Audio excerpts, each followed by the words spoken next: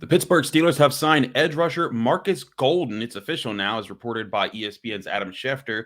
Breaking news here, but we're also going to do a bonus episode, shorter version of the Locked On Steelers podcast, talking about that signing and what it means. I'm your host, Chris Carter. Let's get into it.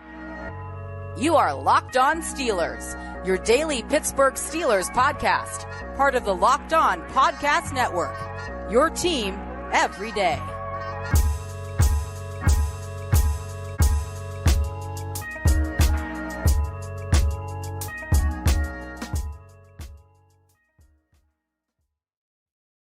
Hello and welcome to the Locked On Steelers podcast. I'm your host, Chris Carter, bringing you your daily dose of all things of the Pittsburgh Steelers. Always, you can find the show Monday through Friday, and sometimes you get bonus episodes like this one, where we talk about the Steelers' newest acquisition. Now, we had talked about this because it was reported that Markus Golden was making a visit to the Steelers this week. Well, he visited Tuesday, and he signed Wednesday, and it's been reported by Adam Schefter that it's now a done deal. Markus Golden coming to the Steelers, and what does this mean? Well, Markus Golden, of course, 6'3", 260, a 32-year-old edge rusher, most recently with the Cardinals, adding depth to the edge rushing position, which was something we knew the Steelers wanted to do.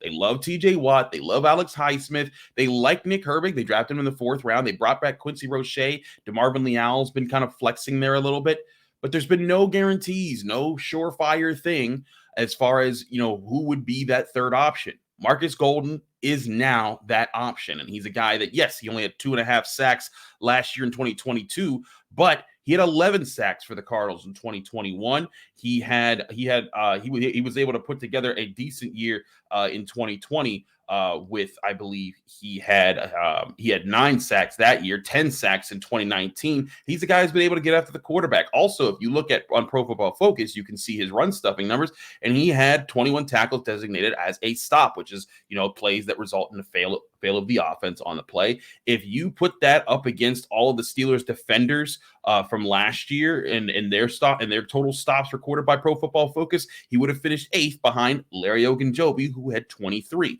So you're looking at a guy who, comparatively to the Steelers' backup edge rusher last year, Malik Reed, who they brought into the team, he only had 11 such type of plays. And you look back at Malik Reed, he only had like a sack on the season.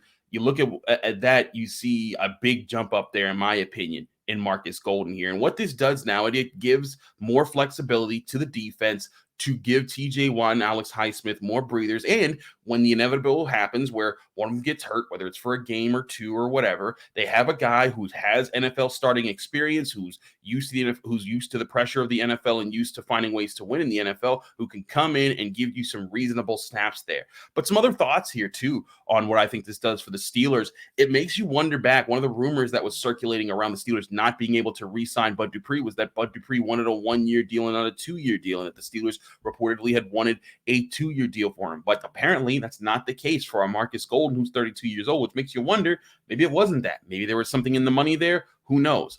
We don't have the finances on Markus Golden's deal right now with the Pittsburgh Steelers, but we do know that now that this deal is finalized, that's what they were looking for. And now here comes another question. What do the Steelers want next? Because we talked about how they brought in Quan Alexander. I talked to Elandon Roberts. We'll have a full episode coming out Thursday. We got our man Tony Serino back, so we'll be breaking down things we saw in OTAs and more thoughts on this signing acquisition and what it does for the roster. But I think it shows that Omar Khan and the Steelers, they aren't done yet. Even though that they have their OTAs going on and they need to finalize things, they're willing to make signings to complete this roster and fill in what they visualize as their weak spots. And I think everyone could agree that edge depth was a weak spot for this roster. And now with this, maybe it's not as much anymore. And that's going to be a big question moving forward. How fast does Markus Golden get in with the Steelers and start doing OTAs?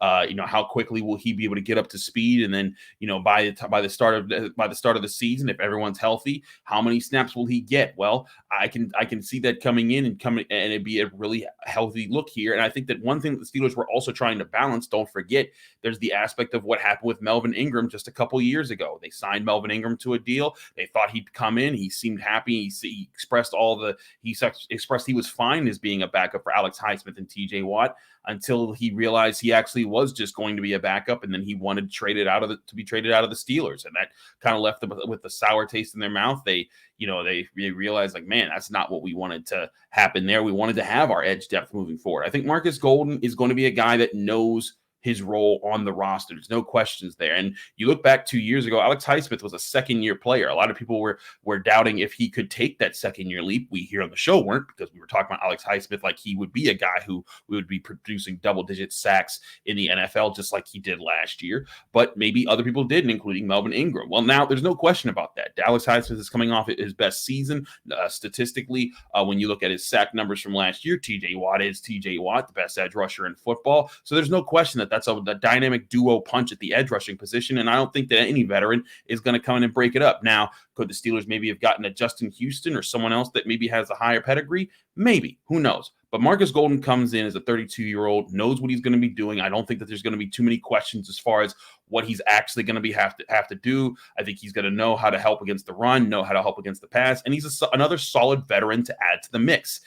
So I think this is a solid move, depending on the numbers here. But if it's a one-year deal, I doubt that it's something very expensive for the Steelers right now, especially when you look at other edge rushers who were on the market. I believe Leonard Floyd is still available right now. When you look at players who are out there, guys like Jadeveon Clowney are still out there, Yannick Ngakoue. So, if you're Markus Golden, like, sure, you were probably going to be signed to a decent number here, or you're going to get signed, period. But kind of the market for edge rushers right now, there's some guys who have put up some impressive numbers and have some really high resumes that aren't getting paid right now. Leonard Floyd, Frank Clark still out there as well, guys that are even younger than Markus Golden. So all in all, I think it's a smart move by the Pittsburgh Steelers. They put themselves in a position to have depth behind TJ, behind Alex, and now they're going to have a position where Nick Herbig and Quincy Roche to be the fourth guy. That's not so hard of a battle that you think about as much now, because now they're going to be getting even less snaps. There's going to be less relying on them. You can also still flex DeMarvin Lee out to that position like they did a little bit last year. We talked about that leading into last year as well on this show. And I think it gives you a lot more room to be flexible and to work with that. But Markus Golden, in my opinion, a good signing here for the Steelers, as long as the numbers aren't that high, and I don't expect them to be. We'll report them on this show when we get them out there. Now, the next question, though, what's next? Do they get an off-ball linebacker like Quan Alexander? They bring him in? Do they look elsewhere to fill that spot? Because I still think that that's the other biggest need that's left for this roster right now as far as figuring out depth. We talked to Landon Roberts. Cole Holcomb's been in camp, and they've looked solid. Mark Robinson's been there, but you want another guy there, probably with veteran experience, so that Mark Robinson doesn't have to be the first off-ball linebacker who comes off the bench. But all that and more can get discussed in due time. I think it's the Steelers are continue to fill out their roster, put themselves in position to have a strong, balanced roster where it comes to having depth across the board, not feeling weakness in different spots, and not easily exploited the way they have been able to be easily exploited when they're missing just a couple players here and there. We'll have more on the Pittsburgh Steelers day 2 of OTAs that happened on Wednesday with the full Thursday episode of Locked On Steelers. Thanks again for tuning into this breaking news update. I'm your host, Chris Carter. Follow me on Twitter and Instagram at Carter Critiques. Read my work at the Pittsburgh Post-Gazette, and check me out here Monday through Friday on the Locked On Steelers podcast, covering your Pittsburgh Steelers every day. And we appreciate everyone who checks us out. I'll be back again Thursday talking with Tony Serino. He's back on the show with a full episode with our thoughts on not just the Markus Golden signing, but also some really interesting things we heard from some of the players when we talked to them in the locker room. It's going to be a fun one. We'll see you then right here on the Locked On Steelers podcast.